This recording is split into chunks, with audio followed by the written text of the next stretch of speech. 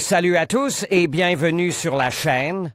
Je m'appelle Émile Garnier et ici, on parle de voitures sous tous les angles, entretien, astuces pratiques, fonctionnement des moteurs et bien plus encore. Si vous voulez mieux comprendre votre véhicule et éviter les erreurs coûteuses, vous êtes au bon endroit.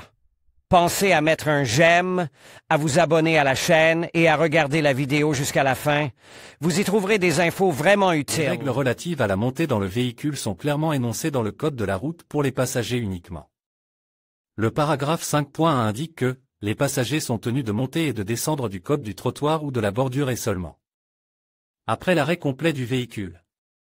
Et, si la montée et la descente ne sont pas possibles du code du trottoir ou de la bordure, elles peuvent s'effectuer depuis la chaussée, à condition qu'elles soient sûres et ne gênent pas les autres usagers de la route. Mais les règles ne régissent pas directement la manière dont le conducteur doit contourner la voiture lorsqu'il monte à bord. Dans ce cas, pourquoi la question mentionnée dans le titre s'est-elle posée? Bien que le code de la route ne décrive pas la procédure d'embarquement du conducteur, les tickets d'examen contiennent deux questions. Dans la catégorie « Principe de sécurité », la première porte sur ce que le conducteur doit faire lorsqu'il monte dans un véhicule sur la chaussée ou le trottoir, et la seconde sur ce qu'il doit faire lorsqu'il descend d'un véhicule sur la chaussée ou le trottoir. Les choix de réponse incluent l'option de contourner la voiture par l'avant ou par l'arrière, et l'acceptabilité des deux options. Comment déterminer quelle est la bonne option? Pour répondre à ces questions, nous devons nous rappeler que le conducteur qui se trouve à l'extérieur de la voiture est un piéton. C'est à lui que s'applique le paragraphe 4.1 du Code de la route, qui indique également que, lorsqu'il se déplace sur le bord de la chaussée, les piétons doivent aller dans le sens de la circulation des véhicules. En conséquence, lorsqu'ils montent dans une voiture arrêtée sur le trottoir ou sur la bordure, ils doivent faire le tour de l'avant pour voir les voitures qui circulent sur la voie et pour contrôler la situation. Et lorsqu'on descend d'une voiture après s'être arrêté sur le trottoir ou sur la bordure, il faut passer par l'arrière de la voiture, afin de se diriger également vers le mouvement des voitures. Une règle simple peut être déduite de ces deux formulations: vous ne pouvez pas marcher en tournant le dos à la circulation dans votre voie. Bien sûr, tous les conducteurs ne respectent pas cette règle, et beaucoup ne s'en souviennent même pas. Dans certaines situations, elle semble même gênante, par exemple, lorsque l'on sort de la voiture pour regarder sous le capot, personne ne ferait le tour complet de la voiture au lieu de faire 2 pas de la porte du conducteur vers l'avant. Toutefois, il convient de garder à l'esprit les exigences du code de la route, ne serait-ce que pour assurer sa propre sécurité en descendant de voiture et pour regarder autour de soi avant d'ouvrir le capot.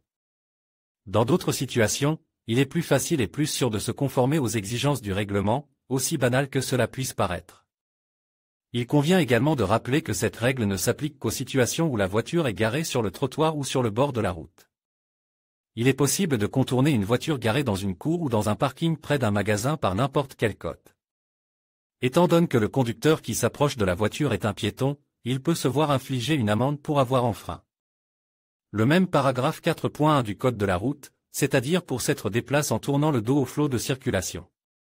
Dans ce cas, les piétons sont soumis à la partie universelle 1 de l'article 12.29 du KORF. Cet article stipule que la violation des règles de circulation par un piéton ou un passager d'un véhicule entraîne un avertissement ou l'imposition d'une amende administrative d'un montant de 500 roubles. Toutefois, dans la pratique, les inspecteurs de la police de la circulation ne prêtent que rarement attention à de tels details, et il est extrêmement improbable que vous receviez une amende pour avoir évité une voiture de manière inappropriée. Mais il est obligatoire de s'en souvenir lors des examens à l'auto-école, et il est également très souhaitable de ne pas l'oublier après avoir passé l'examen. Pour renforcer la matière, nous citerons quelques faits intéressants sur la sécurité de l'embarquement et du débarquement du conducteur de la voiture. Par exemple, il y a une centaine d'années, les voitures américaines n'avaient un loquet de verrouillage de porte que sur la porte avant du passager. En voici un exemple, Studebaker Standard 6925, vous pouvez clairement voir que la porte du conducteur n'a pas de loquet de verrouillage, mais que la porte du passager en a un.